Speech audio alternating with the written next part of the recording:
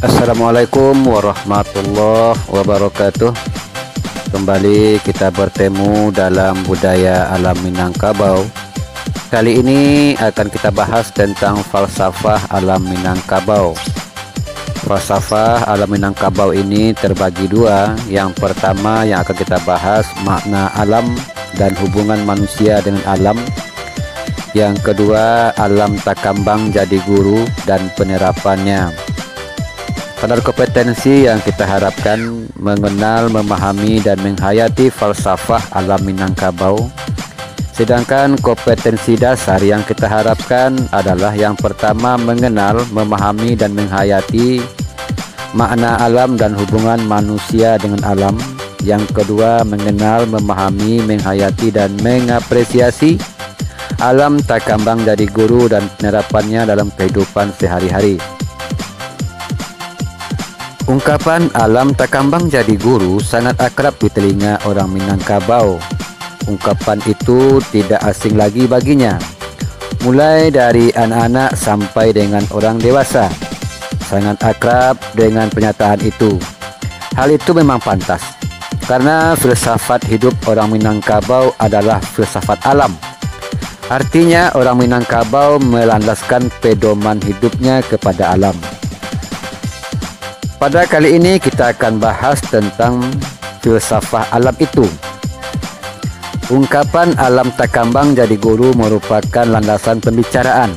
Materi pokok yang dibahas pada pelajaran ini adalah yang pertama makna alam bagi orang Minangkabau, yang kedua hubungan manusia dan alam, dan yang ketiga makna alam takambang jadi guru, serta yang keempat hakikat dan penerapan alam takambang jadi guru dalam kehidupan orang Minangkabau. Materi pokok itu perlu kita ketahui dan kita perluas. Untuk itu, selain mempelajari materi ini, kita dianjurkan untuk mempelajari sumber lain supaya banyak pembedaharaan alam budaya Minangkabau ini. Semakin banyak sumbernya, semakin banyak nilai tambah yang akan kita peroleh.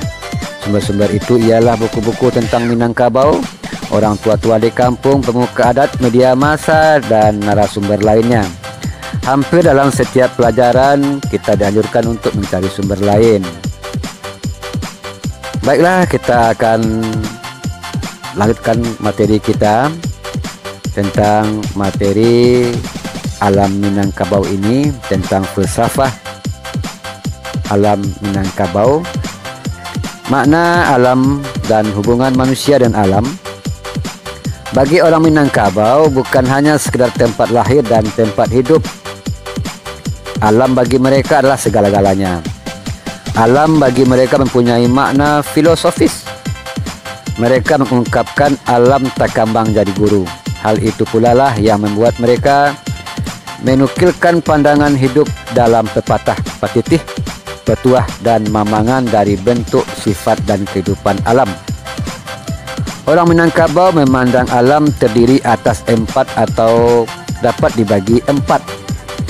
Mereka menyebutnya nan ampe, seperti ungkapan ado matahari, ado bulan, ado bumi, ado bintang, ado siang, ado malam, ado pagi, ado patang, ado air, ado api, ado angin, ado tanah. Semua unsur alam itu saling berhubungan tetapi saling mengikat, saling berbenturan tetapi tidak saling melenyapkan, saling mengelompok tetapi tidak saling meleburkan.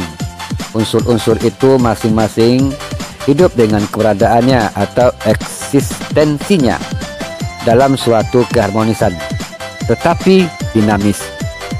Ia hidup dalam dialektika alam yang dinamakan bakarano bakajadian, artinya basabab bakibat. Orang Minangkabau mengungkapkan pandangan hidupnya dengan berkias dan beribarat. Mereka selalu beranalogi. Alam yang luas dengan segala unsurnya dianalogikan kepada manusia. Alam yang luas dengan segala unsurnya ada pada diri manusia. Keberadaan unsur alam di tengah-tengah unsur yang lain sama dengan keberadaan manusia di tengah-tengah manusia lain dan makhluk lain. Oleh karena itu, keberadaan individu mendapat tempat sesuai dengan kodratnya. dari bentuk sifat dan kehidupan alam orang Minangkabau, menurunkan ajarannya, menciptakan filsafatnya. Ajaran itu berisikan ketentuan, peraturan dan rambu-rambu dalam dua bentuk, yakni pepatah dan petitih. Pepatah dan petitih itu dibuat berdasarkan bentuk sifat dan kehidupan alam. Oleh karena itu, alam bukan sekadar tempat lahir dan tempat hidup bagi orang Minangkabau, tetapi juga merupakan filosofi hidupnya. Alam bagi orang Minangkabau mengandung makna yang tiada bertara. Alam bagi mereka adalah segala-galanya.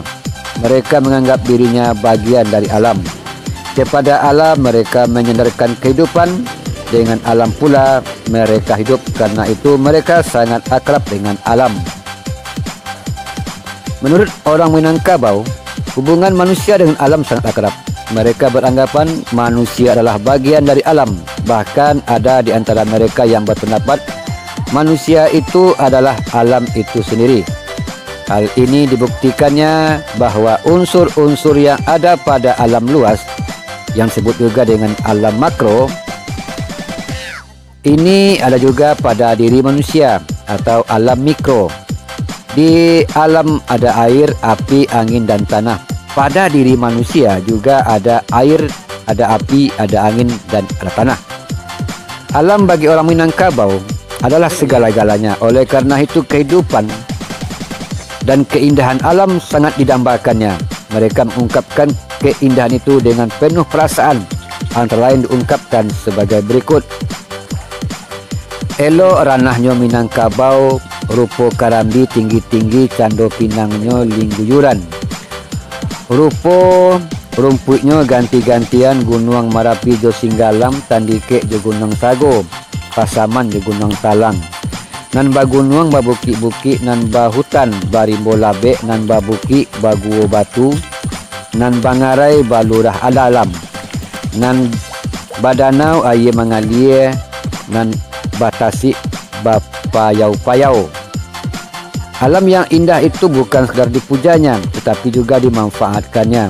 Alam selain mereka memanfaatkan untuk menjadi guru atau alam takkan menjadi guru, juga digunakan untuk memenuhi kebutuhan hidupnya, kebutuhan ekonominya. Perhatikanlah dalam ungkapannya.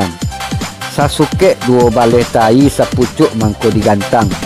Nan lunak ditanam banyeh, nan karih diwek ladang. Nan bancah palape hitiak ganangan katabe ikan. Bukit batu katambang ameh, tambang timbago dengan perak. Tambang batu baro dengan minyak. Batanam nan bapucuk memaliharo nan banyao. Hasil pengolahan alam untuk pertanian mereka ungkapkan secara puitis. Mereka nukilkan dengan kata-kata yang indah. Coba perhatikan ungkapan berikut ini. Kok sawah bapiriang-piriang, ladang babidang-bidang. Sawah batumpak di nandata, ladang babidang dengan lereng. Banda baliku turut buki, ancang latih nenek moyang, tambilang basirang tuo-tuo. Hubungan manusia dan alam adalah hubungan yang sangat kompleks. Hubungan itu merupakan hubungan yang mengikat dari banyak sisi. Semua sisi kehidupan manusia terkait dengan alam. Di alam mereka berhidup, pada alam mereka belajar, dari alam mereka memperoleh kehidupan.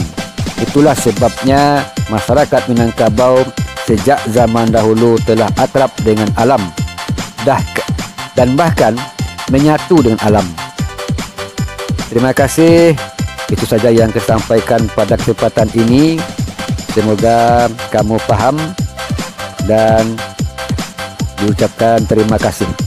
Assalamualaikum warahmatullahi wabarakatuh.